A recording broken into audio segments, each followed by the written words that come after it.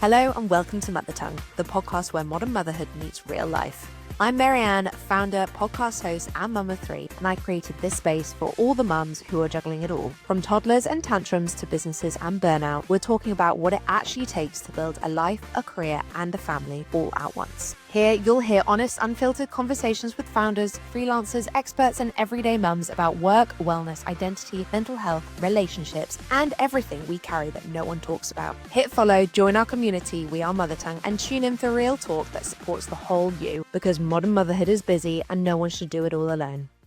We are so incredibly excited to welcome Dean Henry to Mother Tongue. Dean, how are you? I'm really good, thank you. Thank you for having me. Thank you for coming all this way, all the way over from Ibiza to Dubai. Not that you're just coming here for us, but I'm going to pretend that you are. Dean, we're going to get straight into it today because I have so many questions for you. You've kind of become known, especially in this region, a bit of a peptide king. And I've known of you and known you for quite a long time now. And I just feel like obviously the world of peptides is having such a big boom at the moment. Everyone's talking about it. Everyone's trying them, taking them, experimenting. But before we get into everything, can you just please tell us a little bit about yourself and how you got into the industry that is peptides?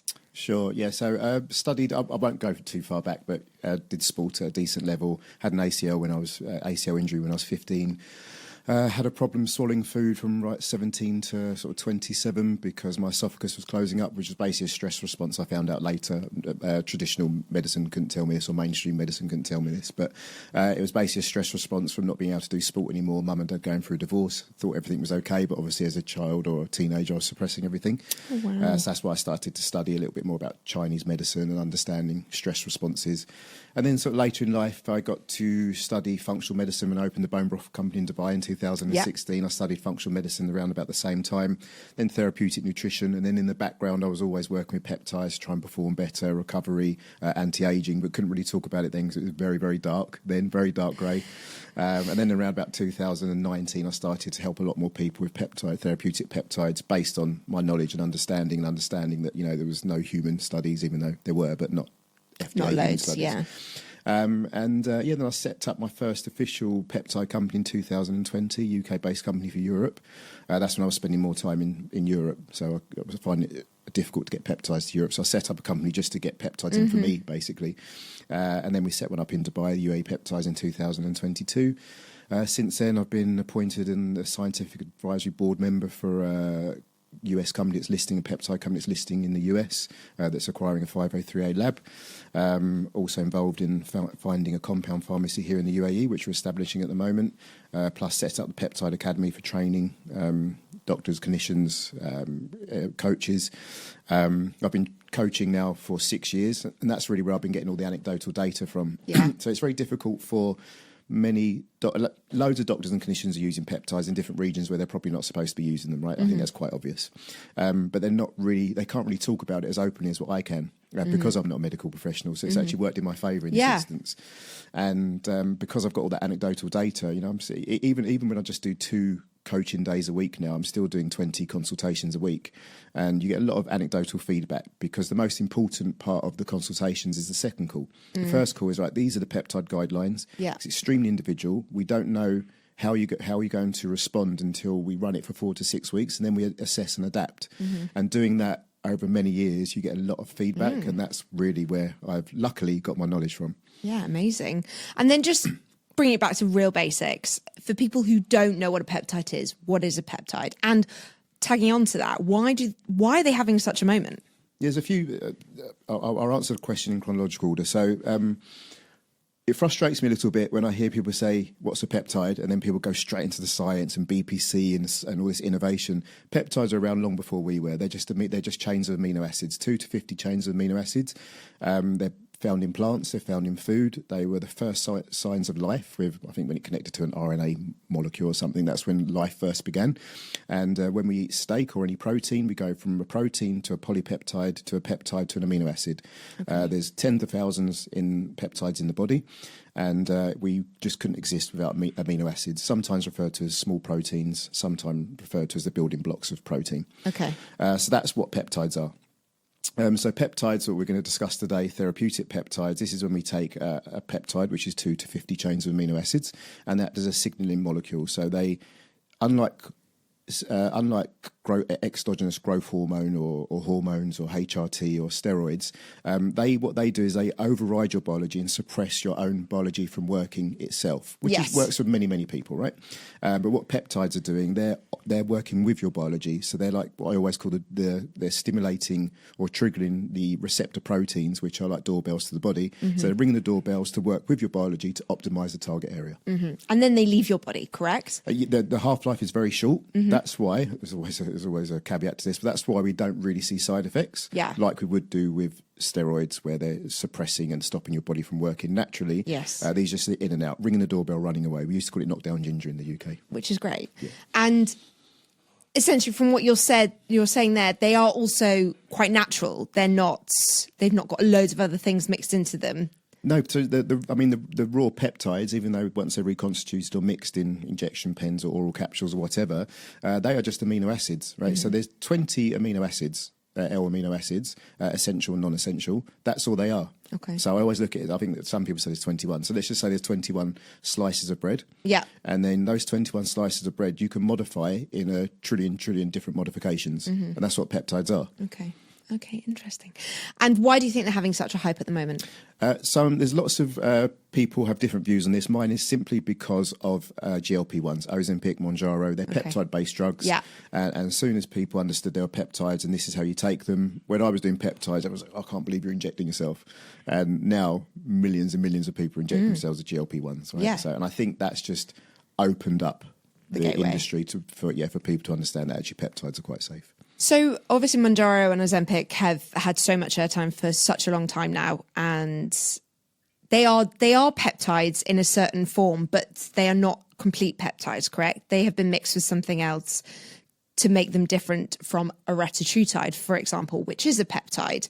For the people out there who hear the word retatrutide and then they hear the word Ozempic and they basically clump them together, can you explain why they're not the same? Well, they are actually. Oh, really? So retatrutide, so Ozempic, Mounjaro, retatrutide are all forms of GLP, so they're modified peptides. Okay. So if we was looking at the more standard sort of research peptides like BPC 157, how they differ is, as we said, we're tapping the receptor proteins to create an optimized outcome for the body, which you can do naturally. We're just optimizing what you can do naturally.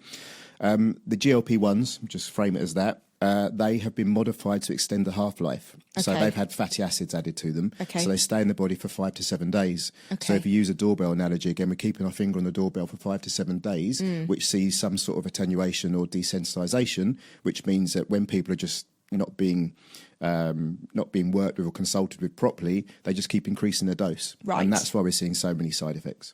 Okay, fine. Because again, my limited understanding of these. So a GLP-1, for example, that's always been people's main issues, is they have to stay on an Ozempic or a Mounjaro forever, potentially, and they have to possibly keep dosing up because essentially their body is becoming more used to it and they need to keep giving the body the shock, as it were. Whereas a retatrutide, which I have taken and I actually really, really like, you cycle through it. So I'm guessing, again, I don't know, so please do tell me, the main aim with that is one day you'd be able to come off it, or at least come off it for 6 months to a year to then cycle through it again, because the Reta is making your body become better at doing its own job by itself. Yes, but that should be the same theory with Ozempic and Mounjaro. Oh, really? It's just that the... I'm trying to be as diplomatic as possible. So mainstream medicine have been educated by Big Pharma to do these high pharmaceutical dosages. Right. As soon as retatrutide, or whatever name it will be, when it's ready, which I think is this July, it's going to come out. And the pharmacological dosages, as I understand, are 9 milligrams to 12 milligrams. Okay. I'm taking 70 times less. Yeah. I'm taking 0.2. Yeah. I'm taking 200 mcg. Right. Okay. And I can just about tolerate it. So people are going in these high dosages, and we're probably going to see the same side effects as people going in too high. And we have to remember that these GLPs are made for obese diabetics. Most people are just not obese or diabetic that are taking them. No. And they're going at these high dosages, and then there's a big debate. Oh, yeah, but you have to take a high dose for it to work. I can assure you, I've worked with thousands of people. You don't need a high dose. You just have to be mindful, listen to your body. And because you still feel hungry. Like I can eat a large meal. I went for a barbecue yesterday. I ate loads of food yesterday. This morning, normally I'd wake up very hungry, but obviously it's kicked in because I've eaten carbohydrates. It's obviously triggered that receptor. And now today I'm just not hungry. And for me not to have breakfast is unheard of because I ate so well yesterday. Yeah. I'm just not hungry this morning. Okay, interesting. And is there then a big difference between your Ozempics and your Mounjaros and the retatrutide? Because retatrutide is a triple agonist, I am told, versus a dual agonist, which are the others. And I don't know what any of these words mean. But in simple terms, can you explain to us why a retatrutide might be better for someone to take over an Ozempic? Sure. So very simply, Ozempic is a GLP-1. Yeah. Mounjaro is a GLP-1 and a GIP. Okay. And retatrutide is a GLP-1, a GIP, and a glucagon. Okay. Now, GIP, which is in Mounjaro, is around about 70% of GIP. So 70% of the agonist is when it's because it's not a ratio of like milligrams. It's just how it targets the agonist. So how it hits the receptors, 70% of the receptor targeting approximately is from GIP. When you take retatrutide, about 70% of the receptor targeting is GIP. So it's very similar to Mounjaro. Okay. It's just got that additional glucagon agonist, which is really good for using fat cells for energy, and it's good at balancing out glycemic variability, which is one of the key markers for aging. If you've got too much sugar bounces, and that's not good for aging. So it's balancing out, and that's why I take it. Okay. So I'm taking it for longevity. I've never wanted to lose weight in my life. So I'm just taking it for longevity purposes. And we've seen some of the recent studies, because obviously the human studies are being conducted now, seeing people with less joint pain, more hormone balance, better cognitive performance, as well as the weight loss aspects. This glucagon, even though it's a very small percentage of the receptor that's being targeted, it seems to be having so many more benefits. Interesting. I want to come back to the way that they're currently administered. So I've actually taken one as a nasal spray. I can't remember what it was called. It was for anxiety. I thought it was wonderful. Exactly. Thank you. But all the other peptides I've taken so far have been injected. Okay. However, when we first met, I remember when UAE peptides first came into the market, there were pill forms available, like a traditional supplement. Can you just explain a little bit as to why we're currently injecting? Is this a more advanced method of working with peptides versus the actual traditional pill supplements? So to answer the question, the UAE peptides, there's quite a lot of different variables to this. So UAE peptides, they launched and created the same formulation that Professor Cavenson created for peptide bioregulators. Okay. So they're just 2 to 5 amino acid chains, very, very small. Okay. And they break for the endothelium and act almost like an epigenetic modulator. Mm-hmm. So they're optimizing sort of your DNA to have a more optimal epigenetic environment. So it's like anti-aging for the target area, created in 1982. Loads of human studies on these. Okay. And there's 21 of those, anything from ovary to they're regulating the target area. So ovary, pineal, muscle, central nervous system. So I've seen some amazing outcomes. Not trendy because you're not injecting yourself, but they work very well. Okay. An injection form as well, but the efficacy is quite high. Okay. Because they're just so tiny. Okay. So they do break for the endothelium. Then we have oral therapeutic peptides like BPC, KPV. Now they work not so much systemically. So I see people selling BPC 157 online for healing joints, tendons. That for me is a little bit of a missale. Okay. Some may argue, but I think that's a bit mis-selling because they are healing peptides, but they don't need. But if you're taking them to heal your gut, I mean, I'm taking BPC and KPV in oral form at the moment, and they're healing peptides, anti-inflammatory peptides. So because of my previous issues with my esophagus, once my esophagus was relaxed, I got a lot of indigestion, a lot of GERD, and now BPC actually does have human studies for healing GERD and ulcers. Wow. So I take that, and if I don't, actually it's probably a bit dramatic, but I do sometimes get indigestion if I eat late. Yeah. And when I'm taking the BPC and KPV, I just don't get that indigestion. Wow, interesting. And would that also help for like a leaky gut, for example, or that ruined stomach lining? It will help, but usually we do another capsule called Gut Health Pro, which has lorazepam in there as well, and it has GHKCU in there as well for collagen, and that has lorazepam, which actually helps heal intestinal permeability. The results I've seen with that from bloating and all the issues that come from the root cause of intestinal permeability, see it heal in 6 weeks. And that would be considered different though to a pre and probiotic, or Very much so. Very much Very so. much so. Okay, interesting. I'll definitely be asking you some questions on that afterwards. And then with the injecting, obviously, that I'm guessing the injecting, you're able to put in a higher dose of the amino acid chain. How would then, because obviously now on the market, everyone is putting a peptide into every form of supplement, cream, putting it on your face. Like, does that stuff actually work? Depending on the peptide, yes. Okay. I mean, so GHKCU, for the cosmetic industry, again, there's human trials to show that it does work if you take it topically. I also have that microneedling in my face, so it helps collagen production in the face. Okay. So I have that purely for aesthetics purposes. No other reason why you do that. Right. When you're taking an injectable form, we're now healing from the inside out.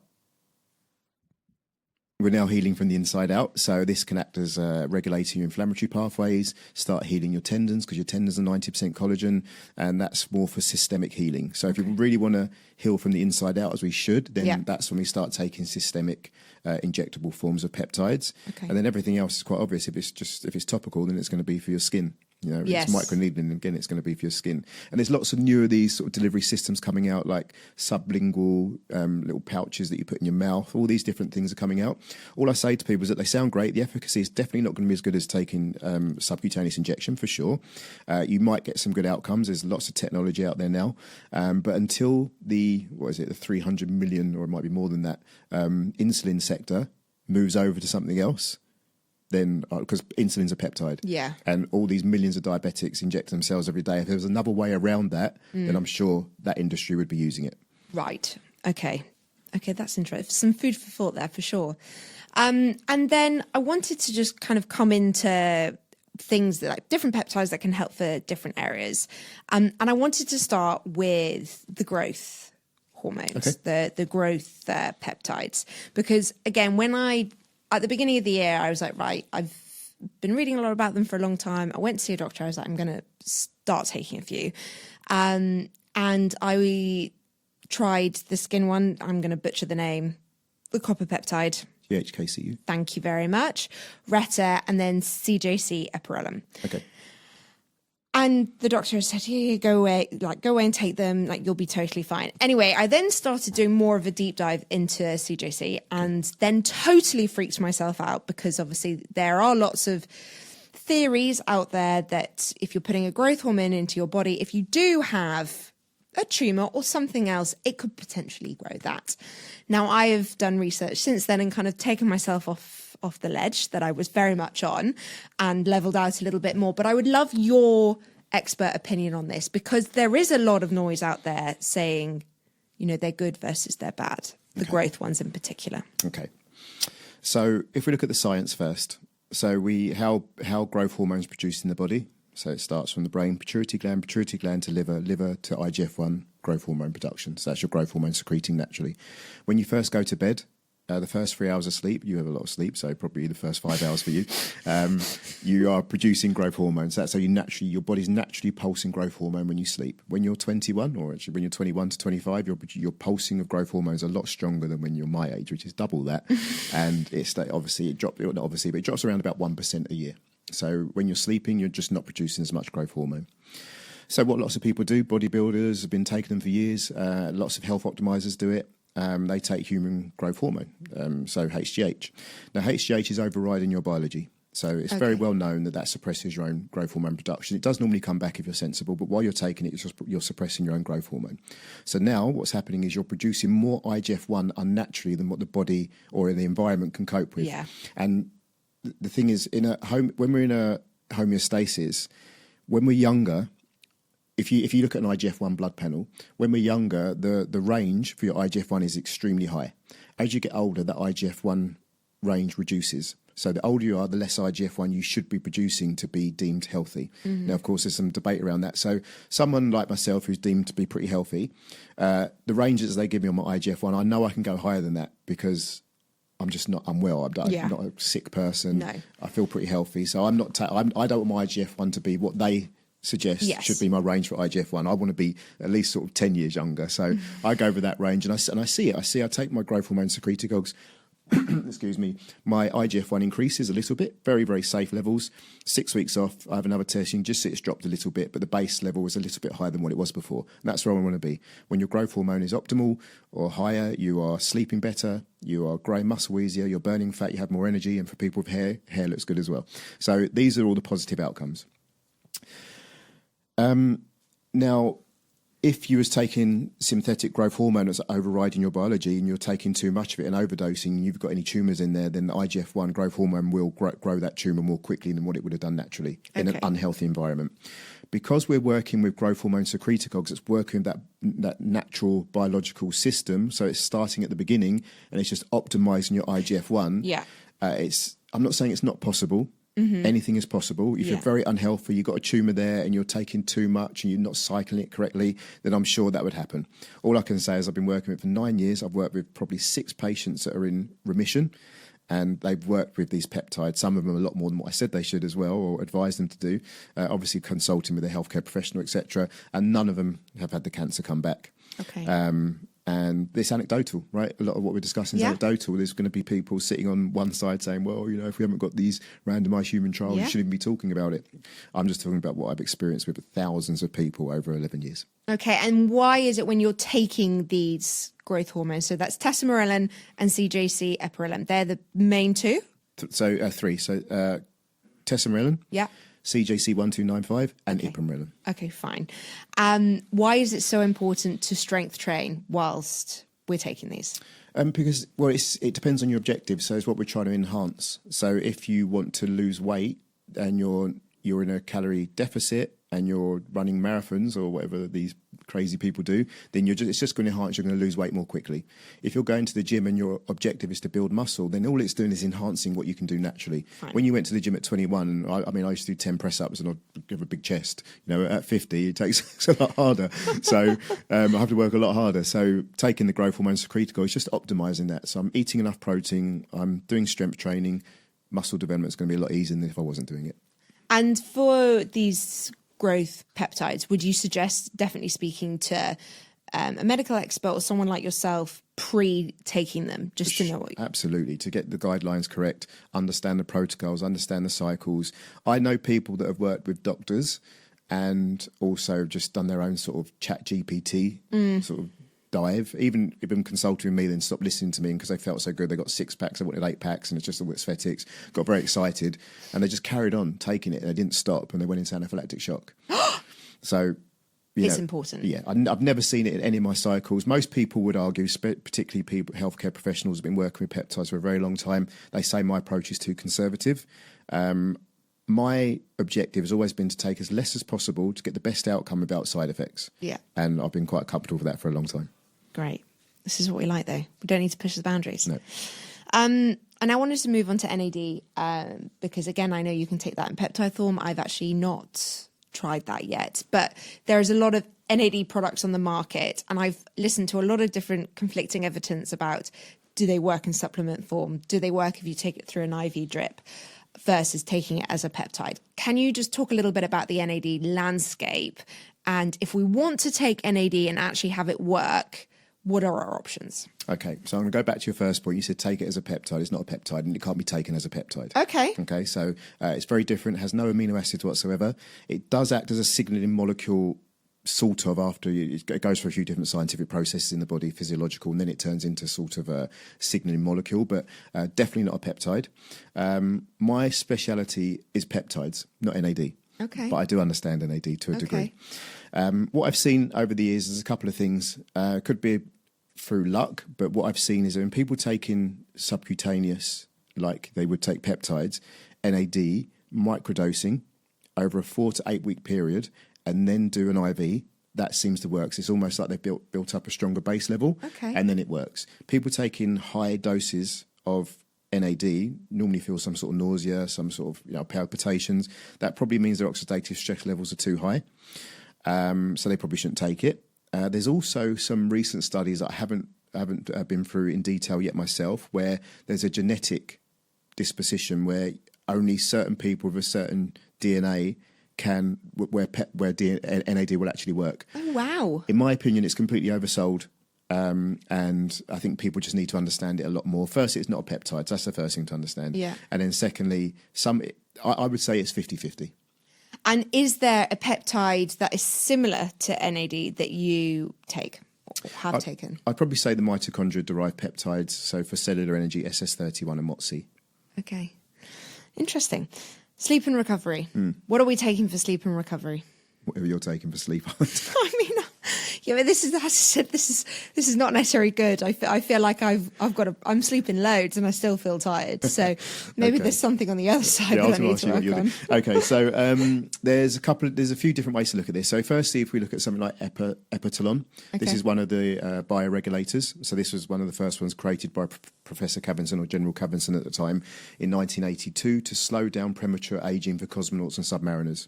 So basically he was reverse aging 50 years ago. And what this does, it targets the pineal gland, and its priority is to create a stronger foundation of sleep, so it balances out your circadian rhythm.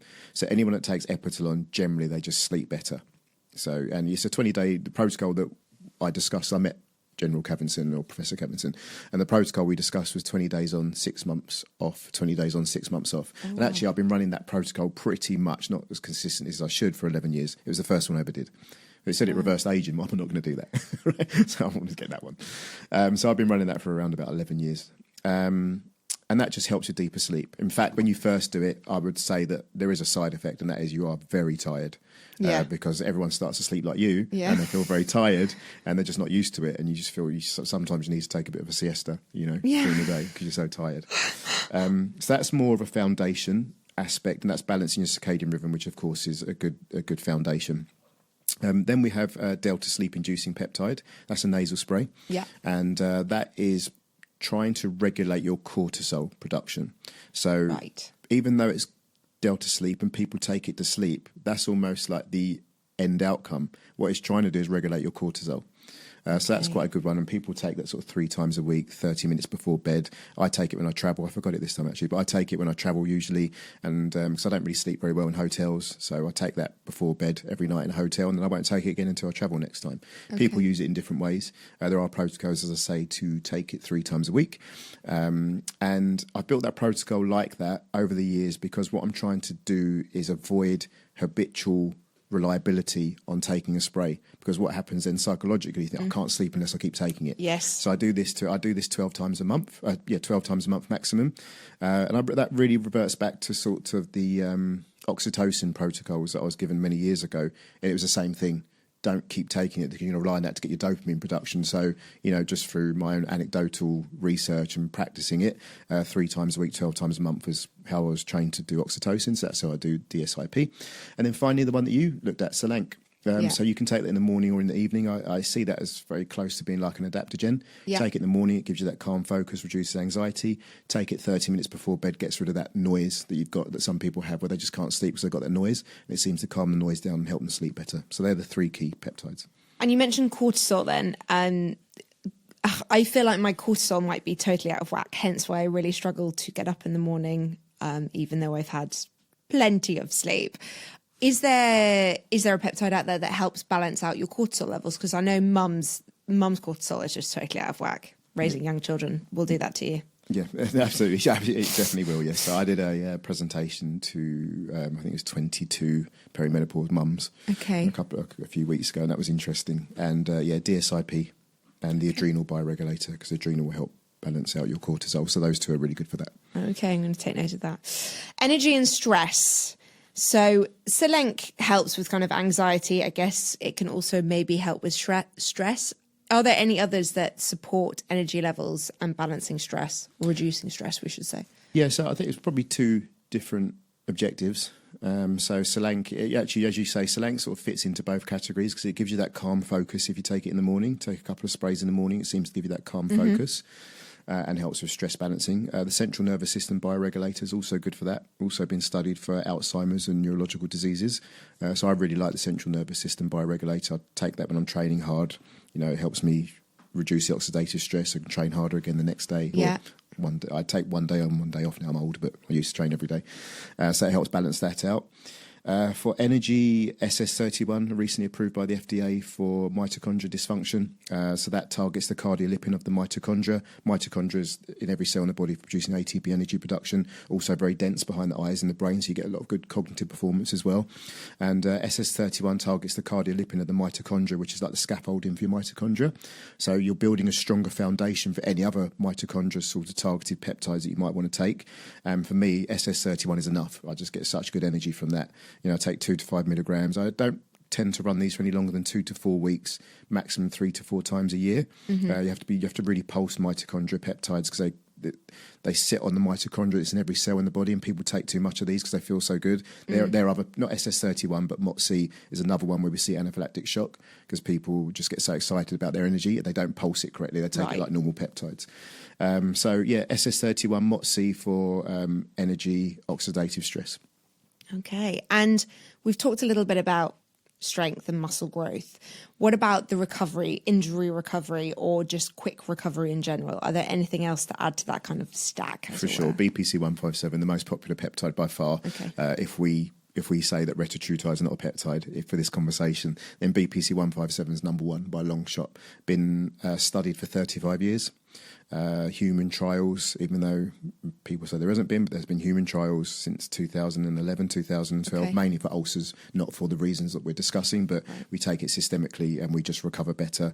When I'm consulting with people, I tell them to, or advise them, or recommend them to take it subcutaneously.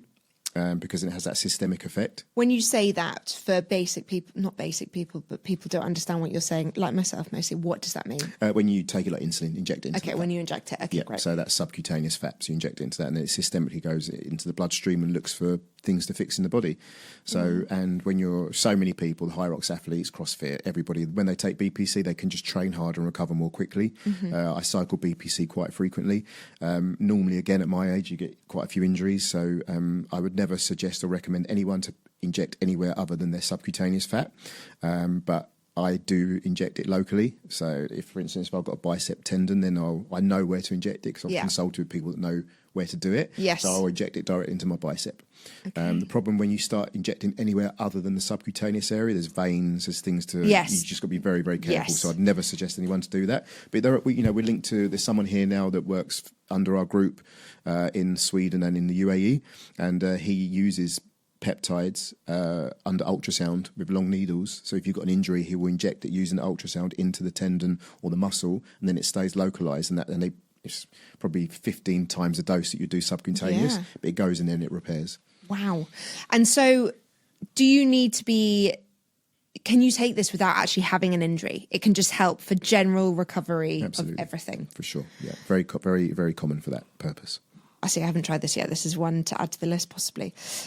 Weight loss. So we've obviously talked about the GLPs, we talked about Reta. Is there anything else that you would suggest for people looking for more of a weight loss, fat loss? The growth hormone secretagogues, generally paired with a GLP-3, like a retatrutide or a GLP-2, and then taking tesamrelin, which is really good for burning visceral fat. Okay. So that's the fat in between sort of the gut and the organs. So that's the fat there, and that was approved by the FDA for that objective, for that indication for men essentially with HIV that were carrying too much belly fat, visceral fat. So we got all the benefits of growth hormone that we discussed. Yeah. And I sometimes call it a good side effect of burning belly fat as well. Wow. Okay, it's because, again, lots of mums post children get the belly fat. It's like the overhang.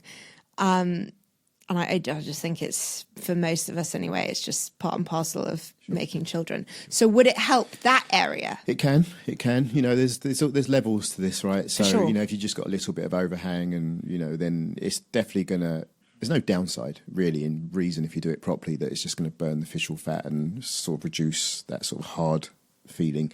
When there's overhanging skin, it's very difficult. Oh, well, yeah, because that's skin and not fat. Exactly. And then, that's when lots of women choose to have surgery, which is fine. Yeah, we're getting into different territories there. But speaking of loose skin, so obviously, I think there is a difference between a woman having loose skin and then excess skin to a level that sadly surgery is your only option. Yeah. But to increase skin laxity or appearance or just help skin in general, the copper peptide that we discussed that I can't say the name of is definitely one it's having a real moment at the moment. Yes. Everyone's loving it. Yeah. Is that the best in that space, or are there other peptides within that space that you recommend? But the really interesting stack is GHKCU copper, as you say, along with a growth hormone secretagogue. It seems to enhance that, particularly testosterone for official fat that we discussed. And also the ovary bioregulator is really interesting. I've seen women lose weight on their hips just by taking an ovary bioregulator, because it's regulating your hormone production, which is obviously very, a very common cause for, weight management. And then when you say stack there, I know obviously peptides are all made in compound pharmacies, or at least they should be. Can you stack these together so they're in one pen, or are we talking about 3 different pens that you take together essentially? It's a really good question. So ovary is a capsule. So that's that one. So okay, that's a pill. So oh, great. We can push that one to one side. Love that. GHKCU in one pen, and you can sometimes mix the 2 different growth hormones in one pen because they blend well together. I wouldn't put a GHKCU in the same pen as a testosterone or ipamorelin. Loads of debate online, people trying to be really clever with this, because GHKCU has copper, which is a low acidity, which means it's going to bring down the acidity of the other peptides, so it won't work as well. It does do that, but it would take quite a while. I've done plenty of independent tests on this. I prefer separate because it allows me or you to adjust your protocols as you go along. Yep. Once it's in one pen, you can't adjust it and you can't separate it. So it just makes sense. Also, GHKCU, some people take it at night, they don't sleep well, so they have to take it in the morning. Growth hormone secretagogues you should take at night because it encourages deeper sleep. So straight away, there's another reason why you'd separate it. Okay. So the answer is yes, but it's not optimal. And the copper peptide, again, I have taken this and loved it, but it hurts. It's the only peptide that I've ever taken that actually it burns, and the spot where you've injected it burns a little bit afterwards, which I'm told is totally normal. Is there a reason why we feel this burning sensation? Yeah, it's because of the copper element. Oh, really? So it's the acidity level of the copper. So it's lower. I think it's 4.5. Don't quote me on that. But it's lower than neutral. And when you take it, particularly if it's a shorter needle, because when you inject it, it's very close to the skin. Yeah. So then it irritates the skin because of the acidity levels. We do mitigate that 3 ways. Number 1, longer needles, believe it or not. Number 2 is to leave it out the refrigerator for 30 minutes. Okay. And number 3 is to take KPV immediately after, which is an anti-inflammatory. Okay. Interesting. I'm then just going to touch on women's health. You mentioned obviously the ovary supplement there. Are there any other peptides that support hormone imbalances or perimenopause or fertility or anything like that you would recommend? So ovary is really good for all of those. Great. I've just had a voice note on my phone last week. A lady was getting her eggs tested for fertility. She kept failing, and she did 3 months on the ovary, along with other supplements and other indications. And she just got tested 3 months later, and she's very excited because she's now very fertile. So, and I've seen that a few times with the ovary bioregulator. So again, very overlooked because it's a capsule, but very profound. Understanding when to take growth hormones in the cycle, growth hormone peptides in your cycles, so when your body's less stressed to take them. So that works really well. Adrenal bioregulator is very good, and also kisspeptin, which stimulates LH and FSH hormones to promote testosterone. Okay, good to know. I then want to move on to safety and side effects. And I mean, I know that you've mentioned that there aren't a huge amount of side effects if you take them the way you should take them. But when should we not take them? Is there a point where you would say to someone, don't take peptides?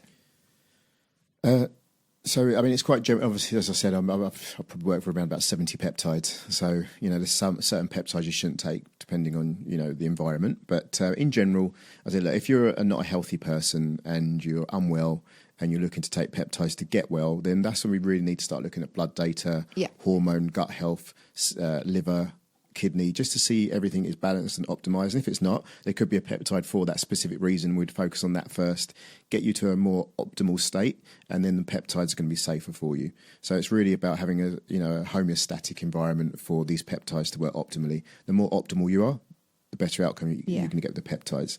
We always say, peptides are the icing on the cake, but you need to make the cake first. I like that a lot. And what about storage? I know obviously peptides need to stay in the fridge, essentially. But what happens if you travel? What happens if you're going to get on a plane? Like, what is the time that they realistically can stay out of a fridge and still be alive? Okay, good question, because it's cost me €30,000, so at least I've got a reason to answer the question. So generally, so of course peptides need to be refrigerated anything between 2 and 8 degrees. When they're shipped out or sent, they're sent with ice packs in like an insulated box, and they stay at below room temperature for anything from 7 to 10 days. So we need to keep it at room temperature. I have tested these pens and these peptides, manipulated them, sent them around the world, literally to get to the lab for further testing. And for 7 days, I've seen they've not degraded one bit. Okay. So, but that's at room temperature. So that's an ice pack that's melted Yeah. at room temperature. So, of course, to keep it as optimal as possible, keep it refrigerated as long as possible. But if you're traveling for 1 day, 2 days or whatever, with an ice pack, we see it doesn't degrade. Fine. That is actually good to know, because I always freak out about taking them on a plane because I don't want to put them in my hand luggage and then ask the stewardess put it in a fridge and all this faff. So I just kind of think, it's cold underneath the plane, it'll be fine. Yeah. And store it with an ice pack. Yeah. Do they go off? Do they have a sell by date? Yes, they do. I mean, there's 2 ways to look at this. Number one, when you activate it. So as soon as you activate it, it starts to decline. Okay. I've run, actually, I'm only up to 12 weeks now. I'm just waiting for the 16-week test to come. But I've run around about 15 peptides on a 12-week study. So we test them every 2 weeks to see if they've degraded or the purity's declined. It's really only the purity that declines. Okay. Once the endotoxin levels have been tested to be good, it doesn't suddenly become toxic because it's gone off, right, Yeah. so to speak. All that happens from the study so far is that the purity just drops. Yeah. I mean, if you're handling it badly and you're drawing blood into the syringe and stuff like that, of course, there's a different conversation. Yes. But if it's handled correctly, they call it needle management. So if your needle management is good and you've activated the pen, then depending on the peptide, it's okay and good at a high purity level for anything between 4 to 12 weeks. And it might even be 16 weeks. Some of them are holding very well at 12 weeks, which I'm pleasantly surprised about. That's specific to the pens that I work with because they have a lot of stabilizers in them. Okay. So, and that they're very stable. And actually, they're stable, not activated for up to 2 years. Fine. So, for example, I'm taking retatrutide at the moment. You're probably going to say that I've been doing this entirely wrong, but sometimes I take it like once a week. Sometimes I take it once every 3 weeks. Okay. I should probably get a proper cycle, but I kind of, depending on how I'm feeling, I might take it, I might not take it. And again, I play around with the dose a little bit. Okay. I don't ever go higher than a certain dose. Okay. But my pen has lasted me a long time, is basically what I'm saying. Yeah. I would say probably now 2 months. Yep. Are we thinking the pen might have lost its potency? That's a really good way to explain it. Potency is probably lessened a little bit, which it does do over a period of time. Retatrutide is the one I'm testing at the moment, and I'm pretty sure I didn't see any decline for 10 weeks. Okay. And maybe there's going to be some small decline in weeks 12, 14 and 16, which I'm not sure yet, but I have been told it's 3 to 4 months. It's okay. Okay. And the way you're running it is perfect. It's music to my ears. Okay. So people are saying, well, I'm going to stick with this. I'm just going to take 5 milligrams every week. And because that's the protocol I've been given, I'd much rather you listen to your body, adapt it a little bit. Like I said, I took 0.2, 200 mcg Saturday, so 9 days ago. And I'm still getting reactions to it now because I'm not hungry this morning after eating well yesterday. So I'm not going to take another shot until, that wears off. Yes. And that's how you should do it, in my opinion. Of course, when the pharmacological protocols come out, they're not going to say that. No. Start at 12 milligrams, increase it every week. If it stops working, it's ridiculous, really. Okay. That's actually quite terrifying. I feel like that might be a conversation for another day. Yeah. But big pharma, hey? And then cycling. So you've mentioned a lot about cycling. Are there different protocols for different peptides when it comes to cycling? Or is there kind of like a blanket, take it for 4 weeks and then have 2 weeks off kind of approach that we can take to the majority of them? So for the majority of them, that's a good way to articulate it. So I'd probably say around about 60% of peptides, we can run 5 days on, 2 days off for 6 weeks. And then we assess and adjust accordingly. You can run them for anything for 12 to 16 weeks generally before you need to take a long break to avoid any receptor attenuation or desensitization. That's general. The other 40% could be anything. Some of them you need to pulse. Some of them you do Monday, Wednesday, Friday, or 3 times a week. Thymus now for one, an immune modulating peptide. You wouldn't take that every day because it'd be too much pressure for the immune system, even though it's regulating. But for around about 60% of peptides, that would be my general protocol. But again, it's very much based on feedback after 4 to 6 weeks, how we move forward. And why is it so important to cycle? Why should we have the breaks? To avoid the attenuation. So we don't want to damage the receptors. Fine. The amount of people I speak to now on a weekly basis that took 15 milligrams of Monjaro, and they're saying that retatrutide doesn't work. Right. I said, well... Well, there you go. And then before we come into our closing questions, how many should we be taking at one time? Like, is there too many peptides to be taking at one point? The answer to that question, of course, there is too many to take. Again, because you're just hitting all these different receptors. Yeah. It's too many but then it's about your experience. I've been taking them for 11 years. When I'm consulting with someone new, I like them to take anything between 1 and 3, sometimes 4, depending on the time of day. So you want to start as low as possible and build up low and slow so you know what's working and what's not. When you've been doing it for a long time, I think this time I'm travelling, I'm taking 4 with me. Last time I had 7. But that's because I've got the experience of knowing what works for me and what doesn't. So start low and slow, work out what's working for you and what's not, and then you can build your protocols from there. Because again, it can get quite expensive. They're not necessarily cheap to get. But I think the point is that they do really work. Are there peptides that just don't work for people? Or in theory, should all peptides work? There's a very popular spoken about peptide called AOD 9604. It's basically the extract of the growth hormone for the weight loss aspect for burning fat. I think about 80% of people just doesn't work. Okay, interesting. Particularly on its own. Generally, when people say the more popular peptides that BPC is not working for them, there's something deeper going on. Right. And your favourite peptide? I think at the moment it's between tesamrelin and ipamrelin. Okay. Just because it just gives you such a good sleep and then helps you build muscle and burn fat. So for those two indications, that's probably those, yeah. And as my final question, if there was one myth that you wanted to debunk, one bit of information that you wanted people to know about peptides, let's say someone who's on the fence, like my husband, for example, what would you say?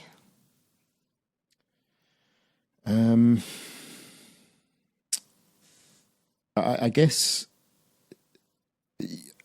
I'm trying to think of a diplomatic way of it. So I think, firstly, look, it's good to work with doctors. It's good to work with medical professionals. Okay, so we should not work with medical professionals. Someone that understands peptides. The problem is, of course, is that I see this a lot where you see a doctor go on social media, particularly, and say only work with a doctor. Do not work with anybody else apart from a doctor. Great, if the doctor has experience working with peptides. Yes. So, but then the question I always say to them, we've had one this morning, so my doctor said this, my doctor said that. I said, okay, can you just ask your doctor where they learned about peptides? Because they didn't learn about it at med school, at traditional training. So where did they learn about it? And more often than not, what I find, they've been on a 2-day or 2-week training course and now are a peptide expert. So yes, ultimately you want to work with a doctor that has real experience with peptides, been using them in clinic, been working with compound pharmacies, but not any doctor. And you really need to ask them where they got the experience. Show us where you studied. Yeah. Because just because they're a doctor doesn't mean they know more about peptides than me or you. Yeah. Probably me, let's be honest. Maybe not. And then, Dean, for anyone who has any questions or wants to reach out, book a consultation with you, where can they find you? Best place to go is on Instagram, dean.e.henry. And then on there, we send where you can do different things, whether it's coaching, inquiries. It's all there. Fabulous. I will link everything in the show notes. Dean, you've been absolutely fabulous. Thank you for coming on the podcast today. Thank you for having me. It's been fun. Great. Thank you. Thank you.